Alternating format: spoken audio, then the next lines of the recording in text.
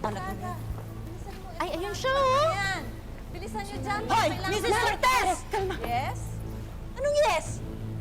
Tinawag mo ko, di ba? So I said yes? Oo. Ah, kilala kita. Ikaw yung nanay ni Ian, right? Oo, tama!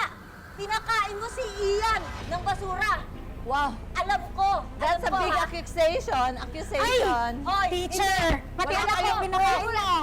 Simulat sa pool pa lang, pinag-iinitan mo ng anak ko. Anong klase kang guro? Anong klase kang tao, ha? Hoy, unang-una, hindi ko pinapersonal ang anak mo. Dahil nung una pa sana, pinatalsik ko na yan sa klase ko. Pangalawa, tanungin mo muna yung anak mo kung bakit ko pinagawa sa kanya yon. Ay, di pa rin tama yun, Kahit ma'am. na anong gawin ng anak ko, kahit na anong mali, hindi dapat pinakain ng basura yan. Hindi animal ang anak ko. Ano ba yan sa akin? Kailangan kita ng basura. Gawin mo sa'yo yan. Ginawa mo sa anak ko. Ha? Wala akong alam sa sinasabi mo. Ano wala ka alam? Nakakaloka ka. Pinakain mo pati yung anak ko eh. Anong problema? Ha? Akong principal dito. Anong problema? Ma'am, sumugod yan dalawang yan dito. Yung teacher mo, Tignan nyo. alam mo ba? Pinakain ng mga estudyante niya ng basura? Ha?